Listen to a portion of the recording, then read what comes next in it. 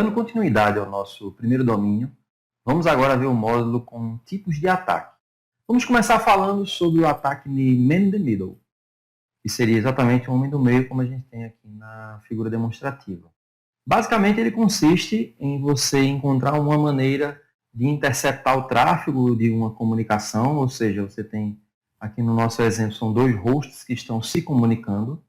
Então, você vai, de alguma forma, interceptar esse tráfego e, a partir daí, você pode coletá-lo para observação, desde que, obviamente, ele não esteja criptografado, ou você pode coletar essas informações para fazer alterações nelas. E aí você vai ter as diferenças entre um ataque de Man in the Middle passivo e um ataque de Man in the Middle ativo. Ele é passivo quando a gente apenas está coletando as informações, ou seja, o tráfego está acontecendo, a gente conseguiu enganar as duas partes envolvidas na comunicação, e aí a gente está só visualizando tudo o que trafega por entre aqueles dois hosts. E a gente pode também realizar uma atuação ativa dentro dessa comunicação. Vamos supor que esses dois hosts estejam se comunicando através de e-mail. Então, e-mail, em geral, é um tipo de tráfego que é passível de leitura e passível de modificação sem que haja uma perceptividade por parte da outra ponta. A não ser que a gente esteja trabalhando com criptografia para o correio, ou a gente esteja trabalhando com assinatura digital, aí você percebe quando aquela informação ela foi interceptada e foi alterada. Então você sabe que ela não é mais íntegra, né? Ela perdeu a integridade. Mas numa situação normal, onde você não tenha esse tipo de proteção de controle, você pode fazer a coleta daquela mensagem, a coleta daquele e-mail, alterar e reenviar aquela mensagem para o destino. Existem diversas formas de você iniciar um ataque de Man in the Middle. Então você pode trabalhar com cenários de ARP poisoning, você pode trabalhar com cenários de MAC spoofing, que a gente vai ver um pouquinho mais à frente, eu vou explicar os detalhes de cada um. Você pode trabalhar com IP spoofing, ou seja, você tem uma série de possibilidades no que diz sentido a ludibriar os dois pontos da conexão para que você possa se inserir e fazer as coletas que você desejar, na verdade, que o atacante desejar. Existe uma ferramenta, inclusive, para dispositivos Android chamada ZANT. Z-A-N-T. É uma ferramenta gratuita, ela só consegue fazer, assim, você só consegue liberar todo o poder dela, por assim dizer, se o seu Android estiver em modo root. Então você precisa fazer o root do seu Android antes de executar o ZANT para poder fazer Man in the Middle, mas aí ele permite que você faça esse tipo de ataque dentro de uma rede wireless, por exemplo. Denial of Service e Distributed Denial of Service. O objetivo desses dois tipos de ataque é fazer com que o alvo ele fique indisponível por conta de uma enxurrada de pacotes que ele vai receber. Então, todo o equipamento, todo o sistema computacional é baseado em recursos. Então, toda vez que você inicia uma comunicação de um host para o outro, você está consumindo recurso local e consumindo recursos remotos. Então, vamos imaginar, por exemplo, um servidor na Amazon. Então, você tem um servidor só, esse servidor não está em cluster, não está em load balance, enfim, é um servidor único. Então, esse servidor vai ter uma quantidade de memória, vai ter uma quantidade de disco, vai ter um tamanho de processador e vai ter um limite de banda que ele pode utilizar para prover os serviços de rede que ele estiver provendo. Então, quando cada usuário ou cada computador da sua rede conecta nesse servidor, ele vai pegar um pedaço desse recurso. Então, a gente sabe que mesmo em ambiente de nuvem a gente tem recurso finito. A gente pode escalar, pode crescer para que um servidor que esteja armazenado na nuvem ele consiga responder a um número altíssimo de requisições sem que você tenha a necessidade de fazer deploy de novos servidores, ou mesmo que você faça. Enfim, você tem possibilidade de escalar, mas o recurso é finito, chega um momento em que ele acaba. Quando ele acaba, aquele serviço ele vai começar a descartar as próximas requisições que chegarem. Então, o objetivo de um ataque de negação de serviço, um denial of service, é justamente fazer com que o alvo fique indisponível. E qual é a diferença entre o DOS e o DDoS? O DOS pode vir somente de uma fonte. Então, você está dentro de, por exemplo, um provedor de internet, onde você tem uma largura de banda muito maior do que o seu alvo, você pode derrubar o seu alvo gerando tráfego. Então, você faz com que o seu alvo, que tem uma banda menor, seja inundado por pacotes que estão sendo originados de uma rede com maior potência, com maior calibre, vamos dizer assim. Então é como se você estivesse lá enviando 100 gigabit de pacote para uma rede que só suporta 1 gigabit. Então essa rede de 1 gigabit ela não vai conseguir responder a todas aquelas conexões e ela vai ficar indisponível.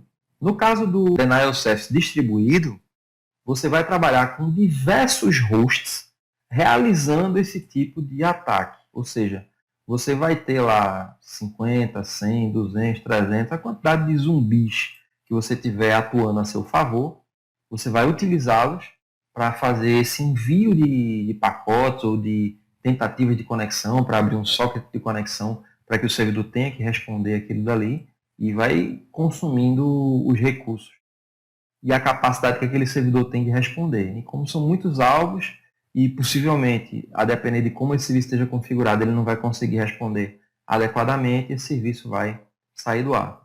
Há uns bons anos atrás, a gente teve casos aí como o Yahoo sendo atacado com isso daí, com esse tipo de ataque, um denial of service, caindo, né, ficando disponível. A Microsoft já passou por isso, dentre outros. Existem hoje alguns serviços que buscam justamente ter a capacidade de fazer uma filtragem de tráfego, garantindo que você não seja vítima de forma direta ao seu serviço de um ataque de DOS ou de DDoS. A gente tem como um exemplo desse serviço a Cloudflare. Ela disponibiliza um serviço de DDoS onde você aponta a sua conexão inicial para o site da Cloudflare, ou seja, quando alguém for acessar um recurso seu no seu site, um sistema que esteja armazenado dentro da sua empresa, primeiro ele bate na Cloudflare, eles fazem a limpeza desse tráfego para poder entregar isso para a sua localidade específica. Então ele garante que se houver um ataque de DDoS, você vai conseguir ser resiliente, porque o seu provedor desse tipo de serviço vai ter condições de aguentar aquela pancada antes de repassar isso para você. Então vai repassar para você somente o tráfego que é de fato lícito para o seu ambiente. Ataques de replay são ataques que ocorrem através da captura de processos de autenticação. Isso pode acontecer através de sistemas que estejam rodando em protocolos não seguros, como HTTP, por exemplo, ou sistemas baseados em strings de conexão de banco de dados que também não tenham proteção, não tenham criptografia. Então você pode conseguir capturar essa informação e fazer um replay dela para um processo de autenticação dentro de um servidor de destino lícito e conseguir ter o acesso que o indivíduo de quem você roubou, de quem você coletou aquelas credenciais tinha. Então, por exemplo, se você está interessado, o atacante está interessado em acessar um determinado sistema, ele pode tentar capturar maliciosamente aquela comunicação, aquele tráfego, interceptar a porção de autenticação que interessa e replicar isso daí, reenviar aquilo para o servidor de destino, né? O servidor alvo, abrindo uma nova seção de comunicação, abrindo uma nova seção de conexão e a partir daí conseguir acesso aos dados que aquela credencial que foi capturada tiver. Ataques do tipo Smurf. A gente imagina, pelo menos o pessoal que já tem um pouco mais de idade como eu, já imagina o desenho, né?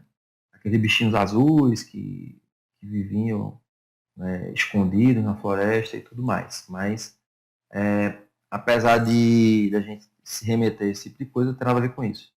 Basicamente, esse tipo de ataque consiste no seguinte: a gente tem um envio massivo de CMP Echo Request para o endereço broadcast de um site intermediário, ou seja, a gente faz um envio do echo request para diversos lugares, para diversos endereços broadcast de diversas localidades e com a origem um IP que a gente quer atacar, né?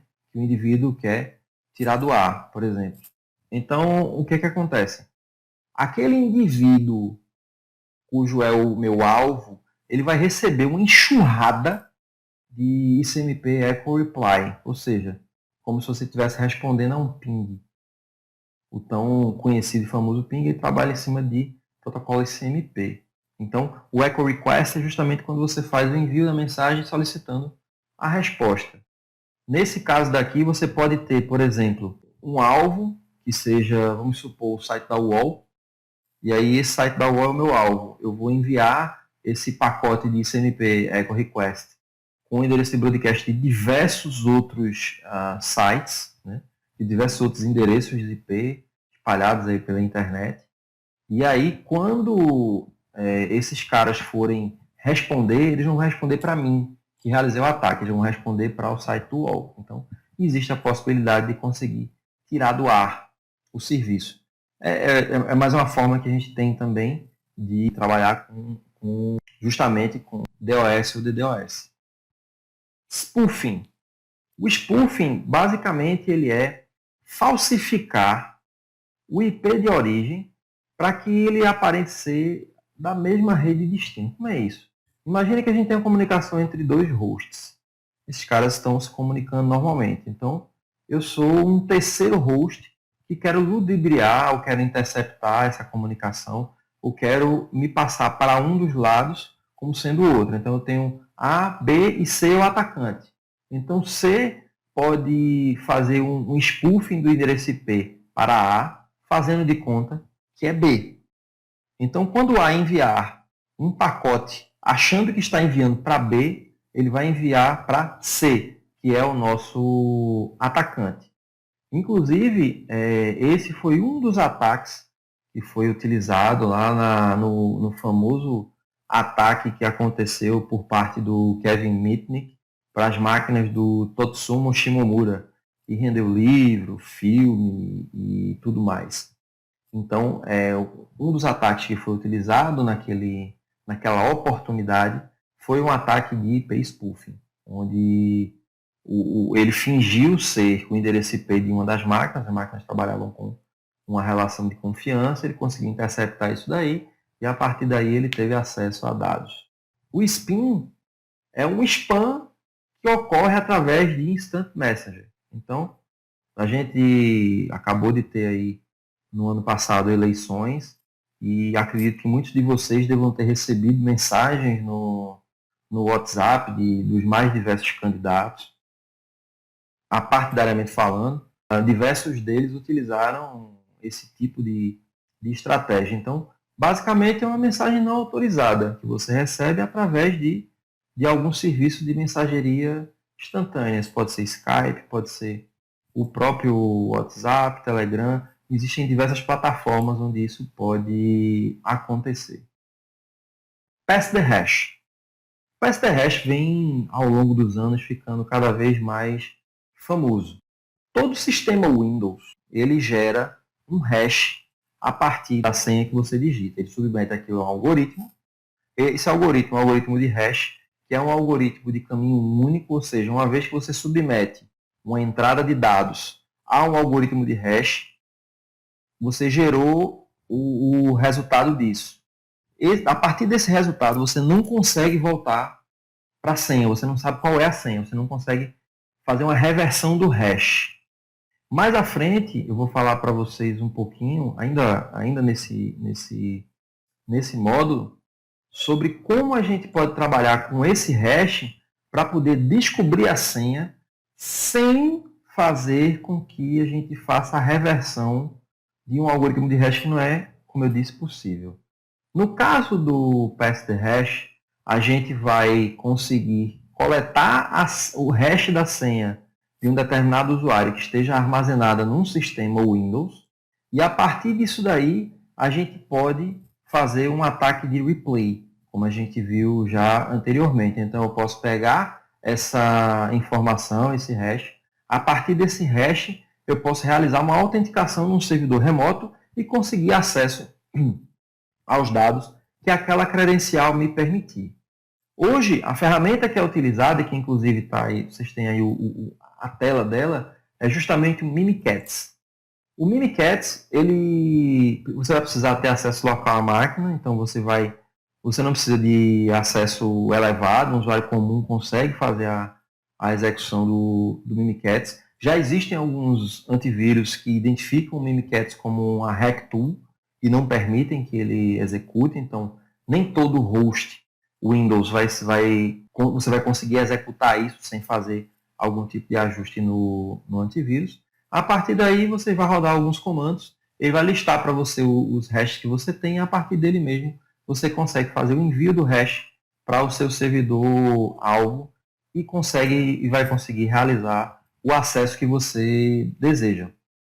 A Microsoft desenvolveu um recurso chamado Credential Guard, que existe no Windows 10, cujo objetivo é exatamente criar uma camada de abstração de virtualização para que o Mimikatz deixe de ser efetivo. Porém, pelo menos na última notícia que eu tive sobre a versão mais atual do Mimikatz, ela está conseguindo bypassar esse controle do Credential Guard e coletar essa informação. Há alguns rumores que para a versão 2019 do Windows, a Microsoft reescreveu o sistema de autenticação para evitar que o Mimikatz continue a ser efetivo. Lembrando que você precisa ter acesso local à máquina de alguma forma. Então, se você não conseguir estar fisicamente na frente dela, você precisa ter um Trojan rodando que lhe permita fazer a instalação, o upload de um arquivo, como o Mimikatz e a execução dele, para que você consiga fazer a coleta do hash e fazer o replay daquele processo de autenticação e acessar o recurso remoto que você deseja. A gente tem também uma série de ataques baseados em correio eletrônico e telefonia. A gente tem o spam, que é possivelmente o mais conhecido de todos. São mensagens indesejadas que podem conter propaganda, que podem ter conteúdo malicioso, e quando contém algo malicioso aí já vira um phishing, que é justamente o ato de pescar. Então, o phishing nada mais é do que você mandar mensagens que possam se adequar a qualquer tipo de pessoa e ver qual é a pessoa que cai naquela armadilha, né? Ou seja, qual é o peixe que vai morder a isca. Por isso o nome phishing. Então, o que acontece dentro do processo de phishing é elaborada uma mensagem, que pode ser genérica, ou pode ser direcionada, e aí nos direcionamentos a gente vai ter o spear phishing e o whaling, que eu vou explicar já já o que esses carinhas fazem. E, a partir daí, se a pessoa clicar naquele site ou naquele código, executar o código malicioso que foi enviado, ela pode ter os mais diversos tipos de coisas acontecendo dentro do host dela. Ela pode estar instalando um Trojan Horse, ela pode estar instalando um complemento malicioso para o browser, então tudo aquilo que ela fizer dentro do browser vai ser monitorado. Você pode estar tendo um keylogger instalado. Então, existe um sem número de coisas que podem acontecer a partir de um phishing. Um vishing seria exatamente um phishing, só que dentro do ambiente de telefonia, ou seja, através daquelas ligações onde as pessoas tentam vender alguma coisa que não existe, ou tentam ludibriar você, se passando por outras pessoas, aqueles famosos casos do sequestro que não é sequestro, né, que muitas vezes acontecia até mesmo dentro de cadeias aqui no Brasil. Então são alguns exemplos aí do que a gente poderia chamar de phishing. Spear phishing, ele é um phishing, só que ele já tem um certo nível de direcionamento. Que direcionamento é esse? Ele é um direcionamento que vai justamente apontar para uma determinada empresa ou para um determinado setor de uma empresa. Então vai ser uma coisa customizada para aquele alvo, com o objetivo de torná-lo mais real para aquelas pessoas, torná-lo mais atrativo para que elas cliquem. Um cliente nosso aqui da região recentemente teve uma situação como essa, e o phishing ele era tão elaborado que o administrador de rede acabou por clicar na mensagem e somente depois é que observou que aquilo dali não era uma mensagem lícita, né? Conseguiu limpar e tudo mais, e contornar os equipamentos que ele tinha, contiveram a ameaça, equipamentos e softwares, mas veja que às vezes a coisa é tão bem elaborada que até as pessoas que possuem mais conhecimento, estão acostumadas com esse mundo, elas podem cair. Então todos nós estamos sujeitos a um dia acabar caindo numa coisa como essa. Então a gente precisa estar muito, muito, muito atento o tempo todo. A profissão do profissional de segurança da informação, ela não é justa sobre esse aspecto. Por quê? A gente tem que acertar sempre. Todos nós, quando iniciamos o nosso dia de trabalho, quando vamos proteger os ambientes para onde a gente presta serviço, a gente tem que acertar o tempo inteiro. A gente não pode errar. Porque se a gente errar, alguém pode aproveitar essa oportunidade. Então, quando vocês estiverem pensando sobre trabalhar com segurança, se é isso que dá desejo em vocês, se é isso que desperta aquela vontade em vocês de ser melhor, de fazer melhor, continuem. Se vocês entendem que isso daí é pesado demais, revejam. A gente tem um mundo de oportunidades no cenário de tecnologia. Então, de fato, é um pouco desleal, vamos dizer assim, do ponto de vista de execução do trabalho. A gente não pode errar nunca. Porque se a gente errar uma vez, o atacante vai tirar proveito. Hoax nada mais é do que boato. Então, são histórias que são criadas e a partir dessas histórias a gente vai desenvolver narrativas, conversas, pode levar as pessoas a acreditar em algo que não existe, trazendo para o mundo atual as famosas fake news, né? Então, a gente hoje tem muita dificuldade de conseguir diferenciar aquilo que é real do que não é real. Antigamente, a gente usava muitos meios de comunicação como uma referência, porque havia uma pesquisa, porque havia um trabalho de campo. Com a massificação da internet e a velocidade das informações, a gente observa que até mesmo os meios de comunicação têm dificuldade de lidar com essa questão da veracidade da informação. Me recordo que nesse pleito presidencial, não, no anterior, um candidato que era aqui da minha região, chamado Eduardo Campos, ele veio a falecer num acidente de avião. A primeira notícia que se teve, que foi publicada nos grandes portais, foi de que havia caído um helicóptero em Santos. Depois que esse helicóptero tinha sido derrubado por um drone. Até chegar no jatinho, que era o jatinho do Eduardo Campos, demorou bastante. E aí a gente já teve uma série de informações falsas antes de conseguir chegar na informação verdadeira. Exatamente porque o meio de comunicação ele não quer ficar atrás naquela notícia, então ele quer ser ágil, ele quer entregar a notícia em primeira mão e muitas vezes acaba não tendo o tempo hábil para checar todas as fontes. Então é aí onde é criada a fake news. E por fim, mas não menos importante, dentro desses ataques de engenharia social, a gente tem o whaling.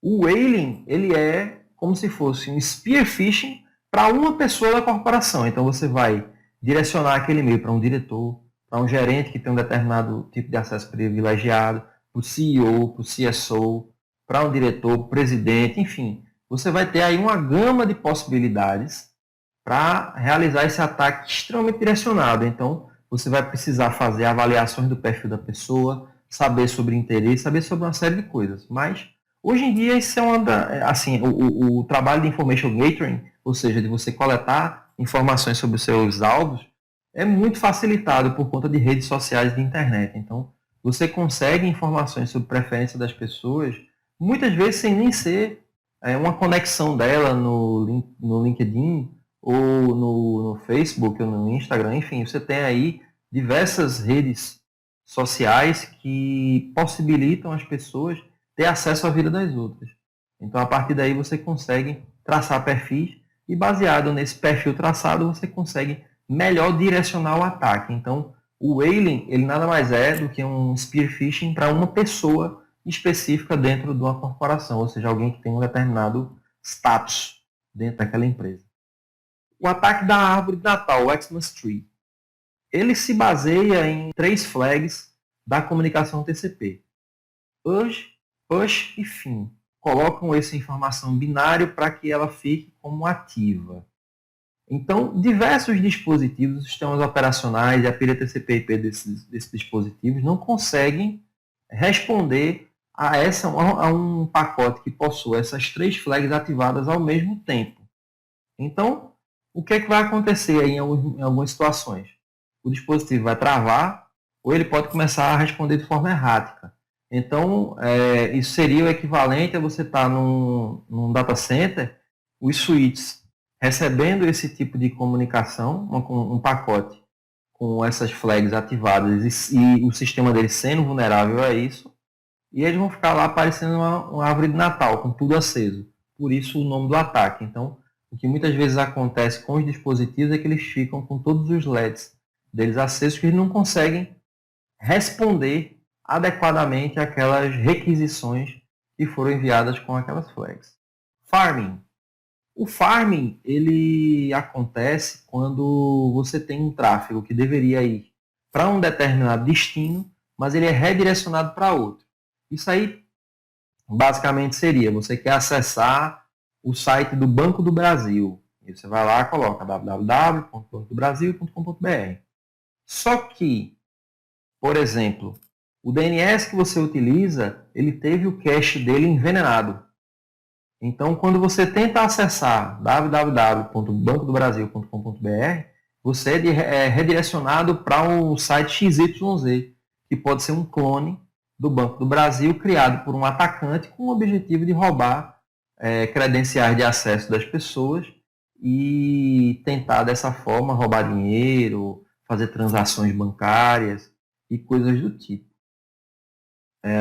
Isso pode acontecer também se você, de repente, consegue invadir o site, que o atacante consegue invadir o site que ele quer fazer esse tipo de redirecionamento, então ele pode criar uma chamada dentro do site para quando você acessar o site original, ele jogar você para um site remoto. Enfim, existem diversas formas. A mais comum para esse ataque é utilizando justamente técnicas de envenenamento de DNS para fazer com que o DNS, a informação que ele tem no cache dele e que ele entrega para você, seja incorreta.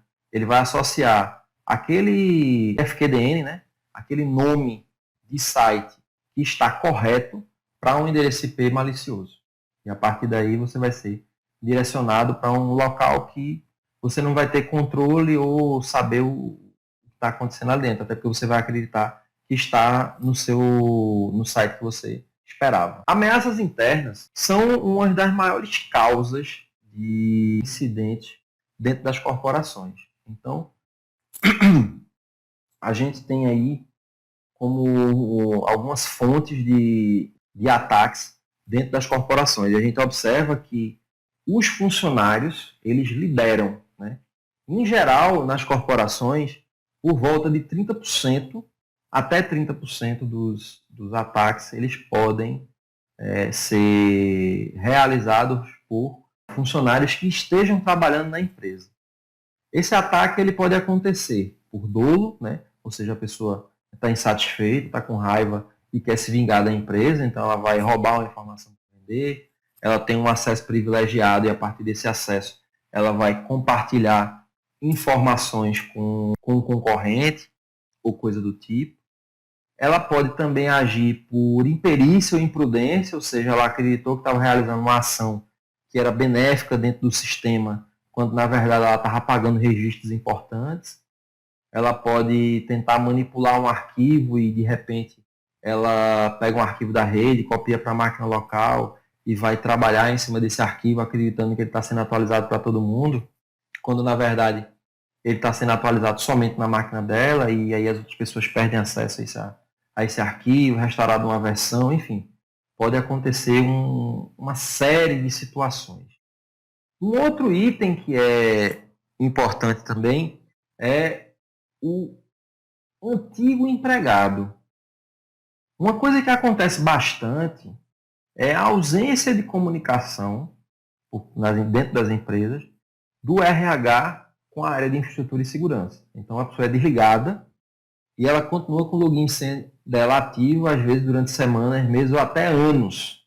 A gente já teve casos em análises de segurança dentro de clientes nossos, onde a gente observava uma série de usuários que estavam desativados, na verdade eles não estavam desativados, eles estavam ativos, mas aquelas pessoas não estavam na empresa há anos. Então, além de ser lixo dentro do serviço de diretório, aquilo dali gera uma brecha de segurança potencial enorme, porque a gente tem lá um usuário e uma pessoa que possivelmente foi desligada da empresa, que pode ter a intenção ou o desejo de se vingar, e além desse desejo de se vingar, ela vai ter o acesso.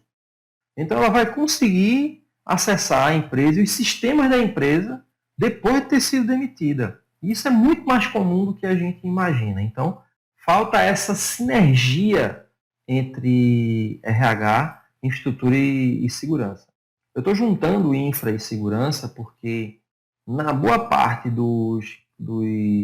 das empresas pequenas e médias, dificilmente você vai ver uma equipe de segurança e uma equipe de infraestrutura. Então, normalmente a equipe de infraestrutura ela acaba por absorver as funções de segurança da informação. Quando você parte para uma multinacional ou para uma empresa maior, aí a empresa tem uma condição dentro da estrutura dela de ter essas equipes em separado, aí você começa a ver. A gente vem observando um movimento já de uns 5 anos para cá, principalmente no mercado em São Paulo, onde as empresas cada vez mais estão buscando criar os seus escritórios de segurança, as suas áreas de segurança, justamente para poder você conseguir ter um trabalho mais adequado do ponto de vista de proteção dos ambientes. Então, você tem uma equipe dedicada que vai pensar o negócio com segurança. Exatamente porque você não pode dissociar uma coisa da outra.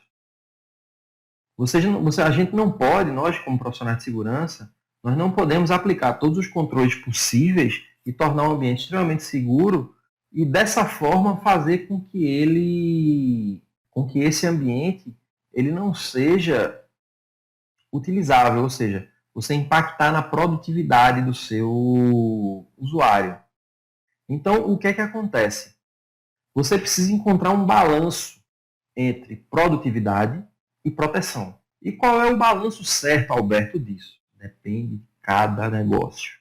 Existem negócios que vão precisar ter nível de segurança mais altos, por exemplo, as operadoras de cartão de crédito, empresas que trabalhem associadas a operadoras de cartão de crédito, que tenham que obedecer e aderir ao PCI DSS.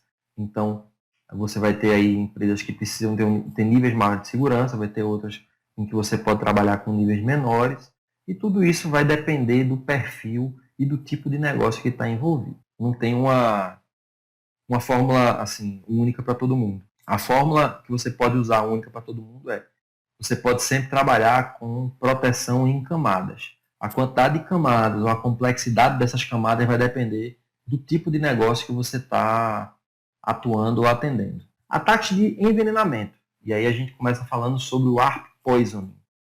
O ARP Poisoning ele se utiliza de uma ausência, por assim dizer, de controles de segurança do TCP/IP, da pilha, né, da pilha de comunicação, que envolve também o TCP/IP, onde não há uma checagem de segurança, ou um controle de segurança, ou uma proteção da tabela ARP, de sistemas operacionais remotos. Então, o que acontece? Dentro do ARP Poisoning, você pode mandar um broadcast para a rede baseado em ARP e envenenar a tabela ARP do seu ambiente, né?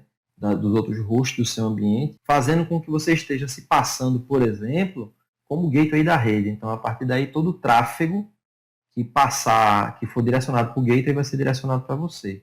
E aí você começa a ter aquele cenário do man in the middle possível. Então, ARP Poisoning é uma forma que a gente tem também de trabalhar com o ataque do man in the middle. O Max Spoofing ele é um pouquinho diferente do ARP Poisoning. O ARP Poisoning ele se baseia na habilidade de envenenar, por assim dizer, a tabela ARP de hosts remotos. No caso do Mac Spoofing, é justamente a habilidade que você tem de alterar o seu Mac. Então você pode alterar o seu Mac e fazer com que esse Mac seja similar a um Mac que exista dentro do seu ambiente. Na verdade, similar não, tem que ser igual, né? E aí, quando você for fazer a comunicação entre os hosts envolvidos, você consegue por exemplo, ficar no meio da comunicação, como esse exemplo que a gente tem aqui. Então, a gente tem Bob, Alice e o atacante. O atacante ele vai alterar o Mac dele de forma que Bob acredite que ele é Alice e de forma que Alice acredite que ele é Bob. E a partir daí ele vai poder interceptar essa comunicação também. O ARP Storm.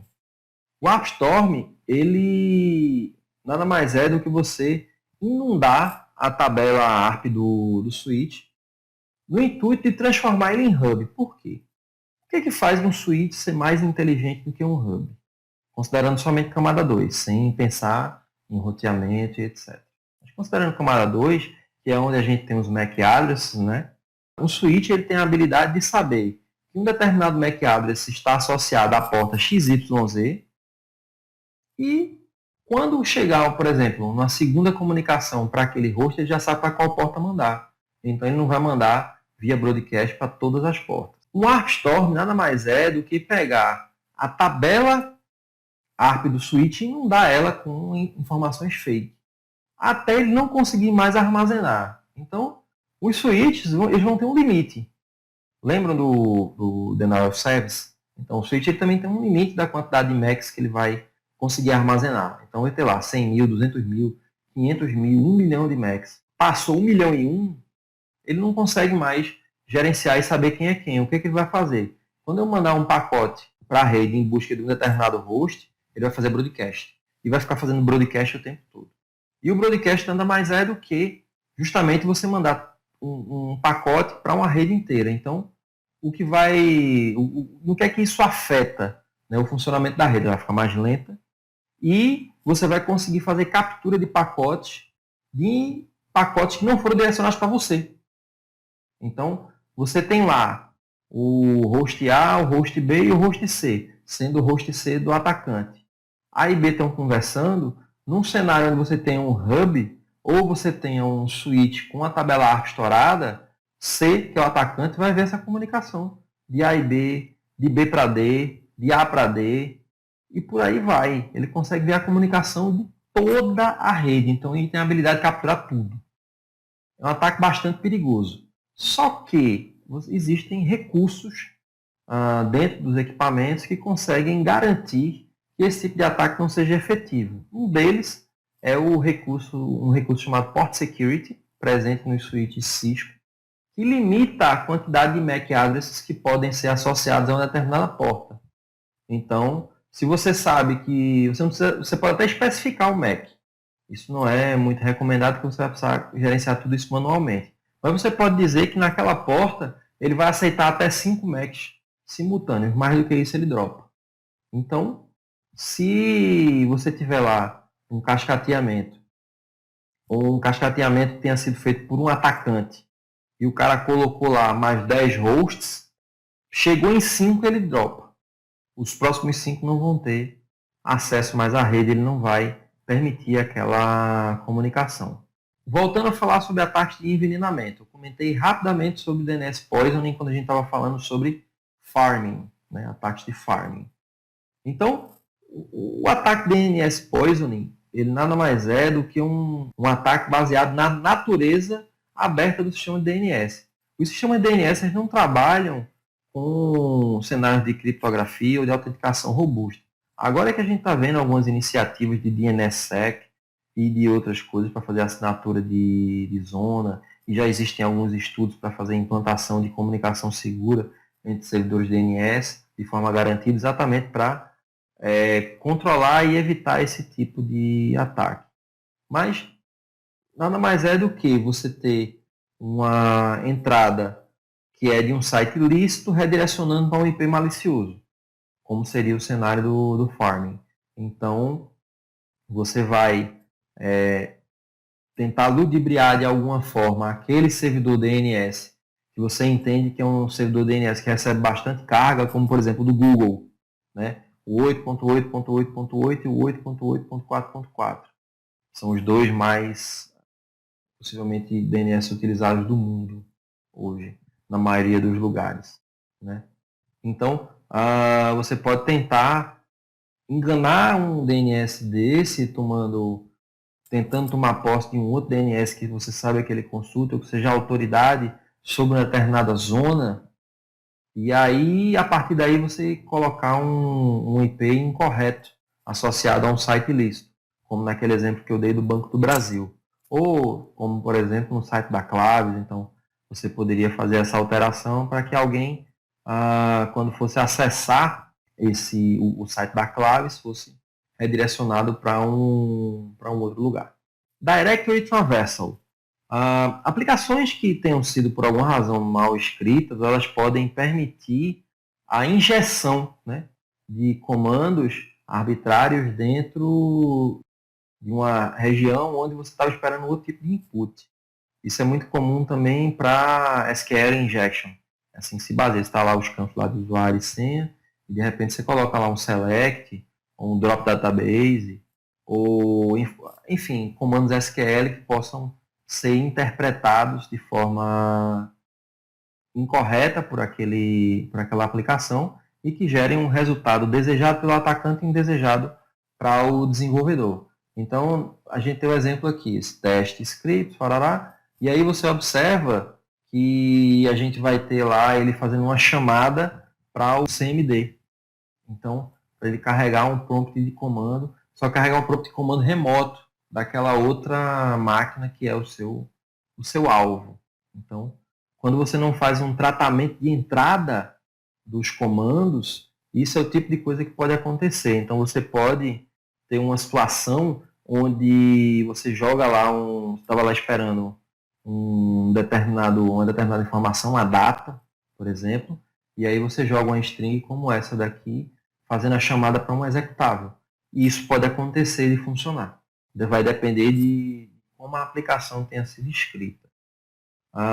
Em cenários de web, hoje, onde a gente tem muito sistema com banco de dados associado, existem determinados tipos de proteção chamada Web Application Firewalls, que servem justamente para, de certa forma, auxiliar no processo de proteção das aplicações. Mas eles não substituem um desenvolvimento bem feito, um desenvolvimento feito de forma segura. Eles servem para criar uma camada adicional, mas eles não podem ser somente os responsáveis pela proteção do seu sistema. Ataques de senha. A gente tem aí listados os ataques mais comuns em cenários de tentativa de quebra, descobrir senha, etc. A gente começa falando sobre o dicionário de ataque. O dicionário de ataque nada mais é do que uma tentativa erro de tentar descobrir uma determinada senha baseada num repositório de senhas pré-existentes.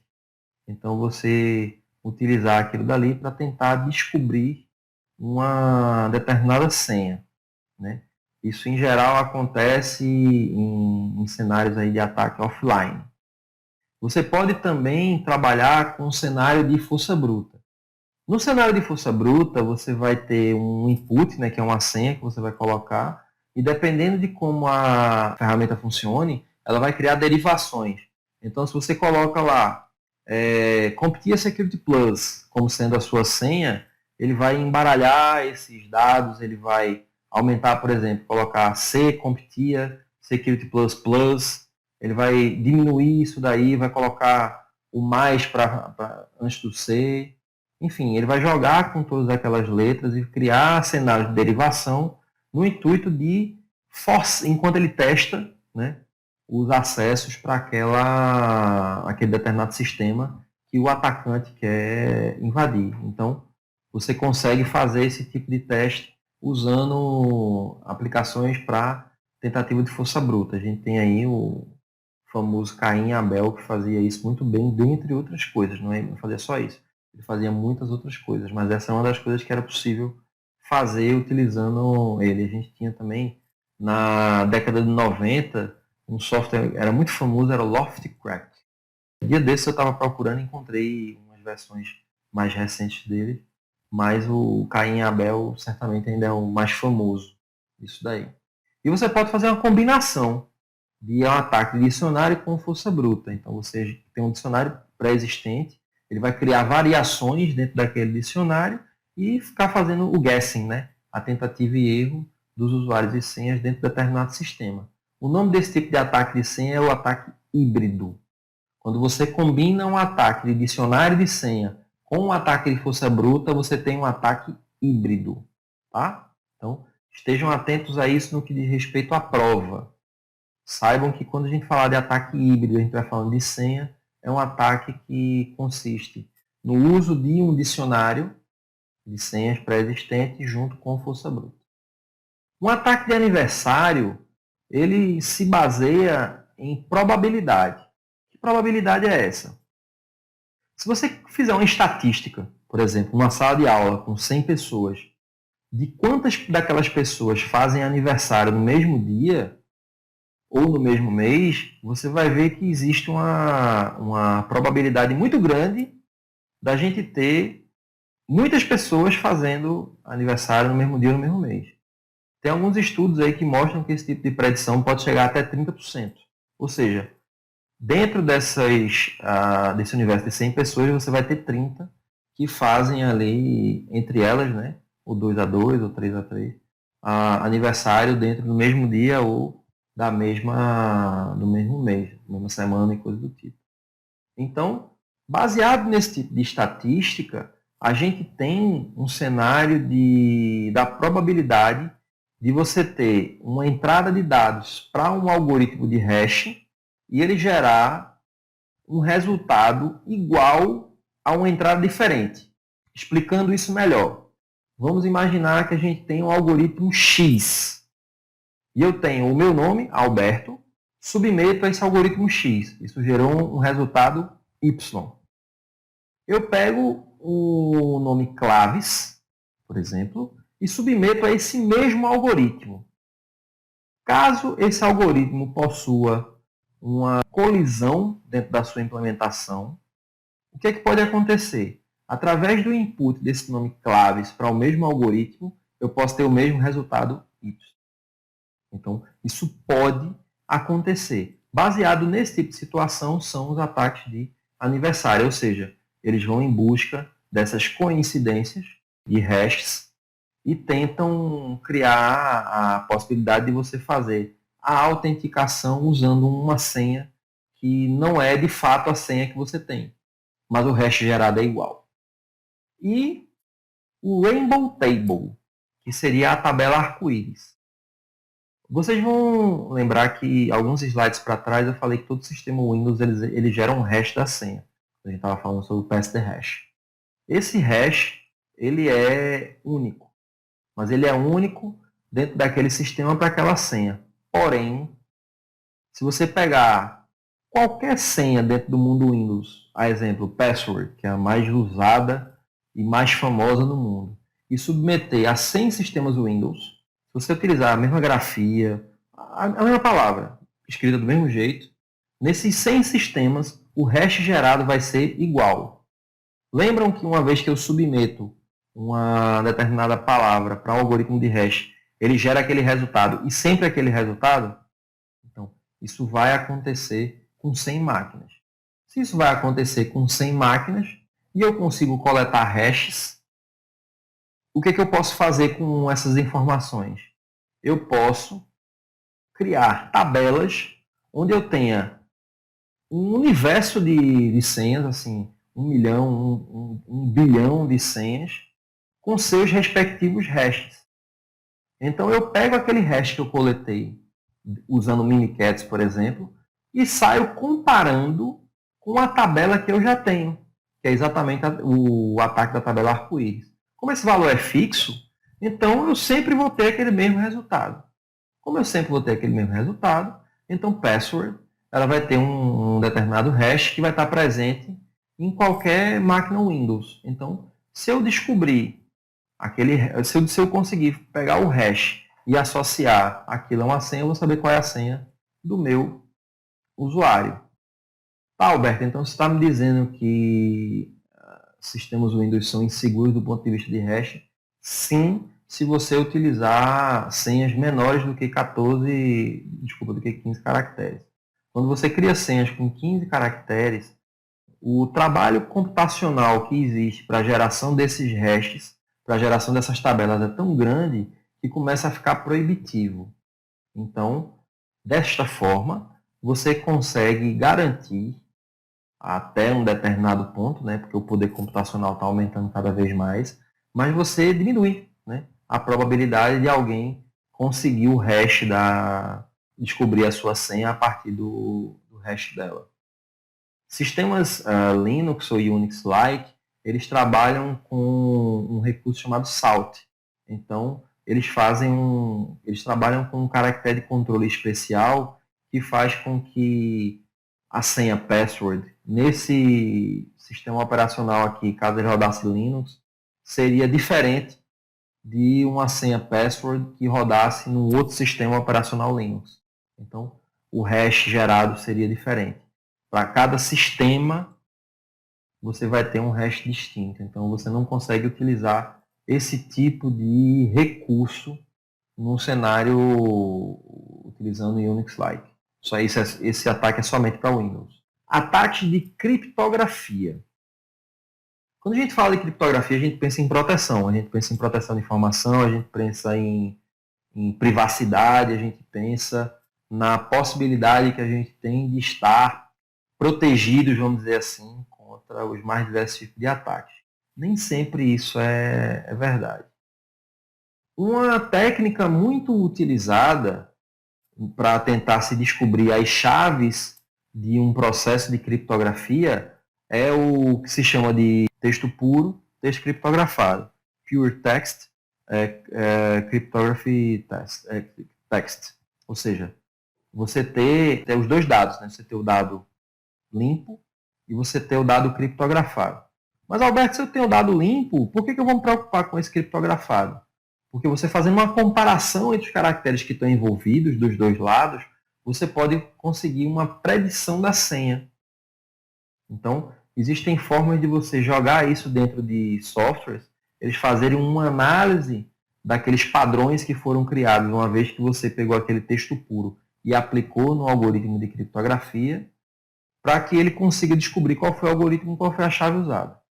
Então, de posse do texto criptografado e de posse do texto puro, você consegue fazer esse match e descobrir qual é as chaves usadas, e a partir daí, todas as comunicações criptografadas que utilizarem essas chaves dentro daquele universo de comunicação, você vai conseguir ter acesso sem maiores dificuldades.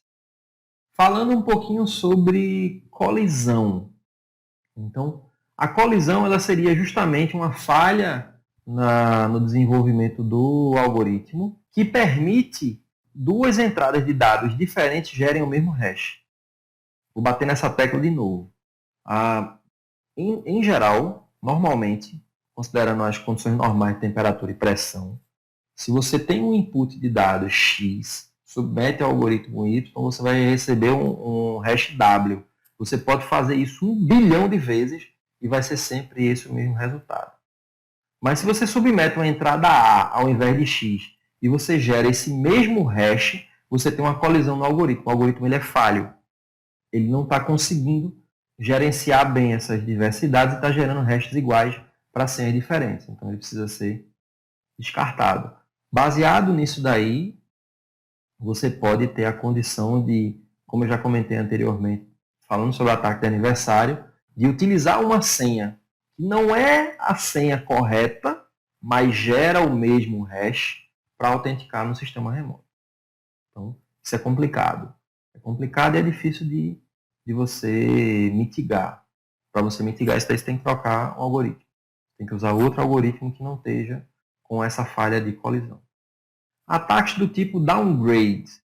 Isso acontece muito no cenário, por exemplo, de TLS. Você tem TLS 1, 2, 3, tinha o SSL, 1.1, 1.2, 1.3, você tinha lá o SSL V1, V2, V3, que já foram descontinuados, inclusive.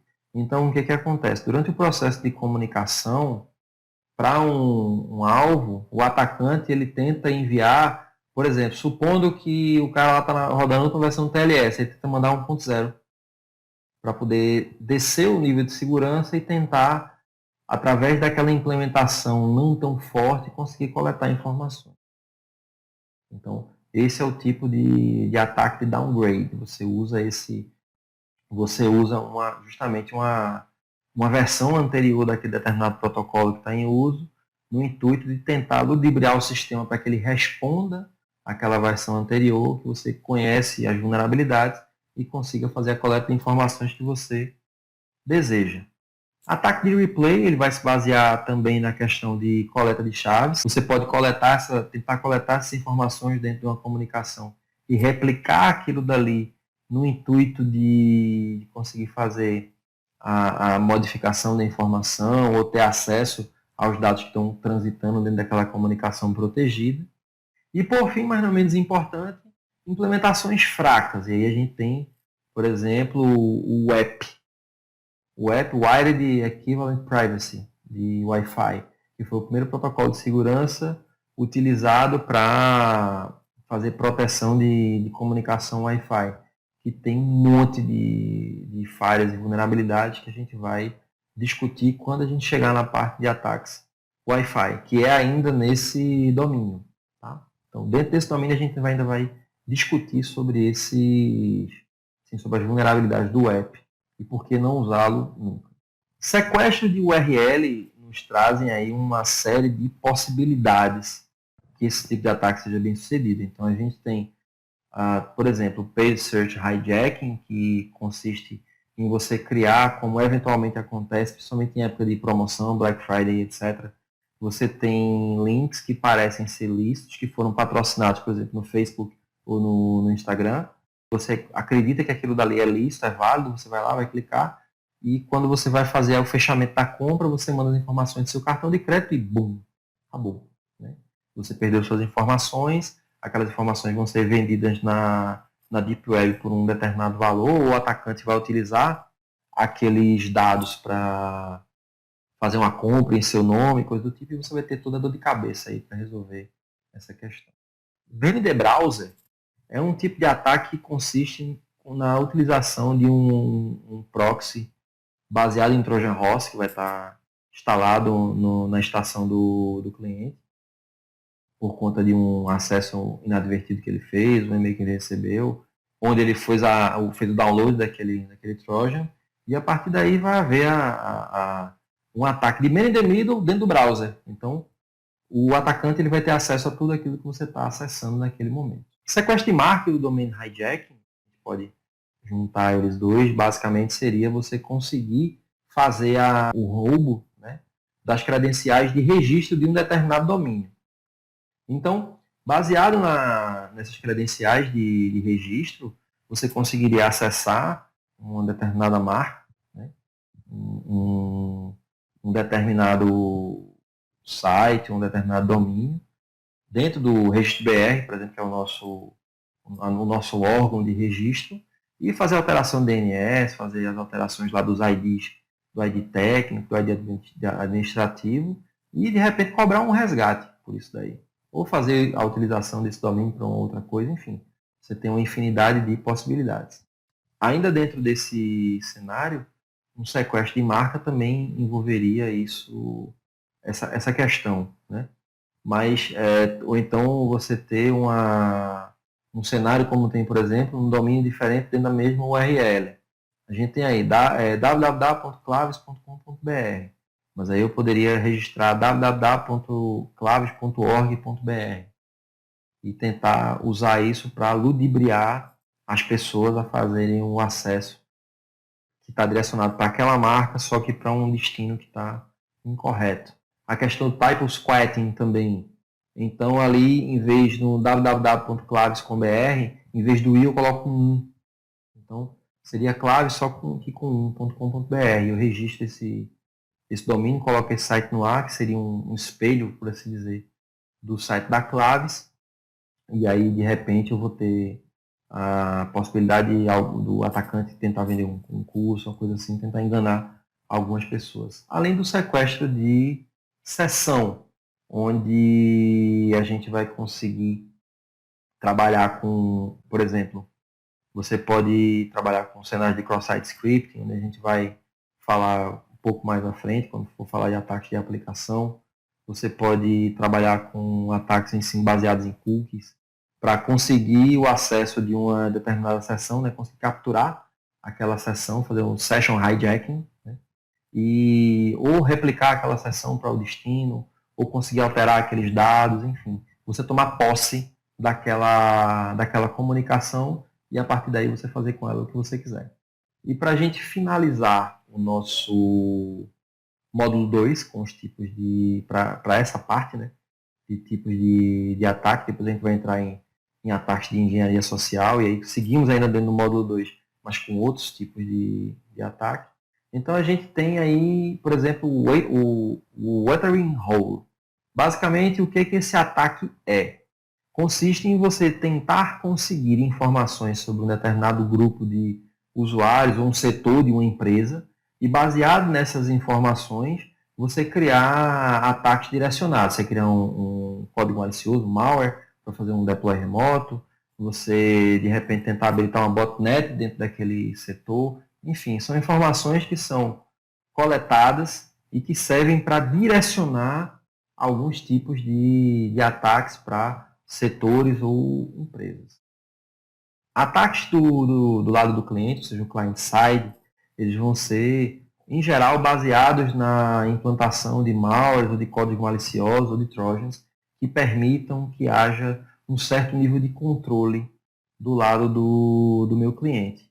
Então, que isso me permita conseguir algum tipo de acesso, conseguir algum tipo de informação privilegiada em relação ao que o que aquele usuário e o atacante quer atacar, né, que o atacante está direcionando os esforços dele, ele vai precisar de algum tipo de aplicação ou de roubo de informação ou coisa do tipo, mas focada na estação que o usuário utiliza. E manipulação de driver. A gente tem aí dois cenários, de shimming e o refactoring. O refactoring, eu vou começar falando dele, porque ele basicamente é a possibilidade que você tem de reescrever ou de alterar um driver de dispositivo para que ele haja da forma que você deseja. E considerando um cenário de um atacante, você conseguir alterar o driver de forma que ele faça ações maliciosas, como, por exemplo, você tem lá um driver de impressora, e esse driver de impressora ele manda para a impressora correta, né, para o servidor de impressão correto, mas ao mesmo tempo ele está mandando aquelas informações para um servidor malicioso. Como hoje em dia, basicamente, todo código, todo driver, ele tem código assinado, é um ataque muito difícil de você conseguir implantar, porque ele depende de você fazer a substituição de diversos arquivos. Esses arquivos estão assinados, o sistema operacional identifica aquilo dali e não executa aqueles arquivos que foram colocados dentro do sistema. Então, o que se torna mais comum acaba sendo o shimming, que seria o quê? Você não vai alterar, por exemplo, arquivos do sistema ou do driver que estão assinados e que fazem com que ele se comporte da forma que ele se comporta. Mas você pode adicionar novas livrarias de informação, novas libraries, que expandam a capacidade que o driver tem de coletar informação ou de manipular informação. Então você pode, através de recursos de shimming, conseguir coletar informações sobre, por exemplo, um driver de impressora. Então pode coletar mais informações do que ele deveria processar. E a partir daí você conduzir a roubo de informação, coleta de informação para ataques futuros e coisas do tipo. E para a gente finalizar essa nossa aula, escalação de privilégio. Escalação de privilégio sempre vai se basear na possibilidade que você tem de conseguir um acesso com uma credencial mais simples e, uma vez que você tenha esse acesso com esta credencial mais simples, você tentar, através de diversas técnicas, como, por exemplo, um estouro de buffer ou uma alteração no funcionamento do sistema operacional, você conseguir entrar dentro de um cenário onde você esteja com uma credencial que tenha mais acesso do que aquela que você utilizou originalmente para fazer o seu ataque.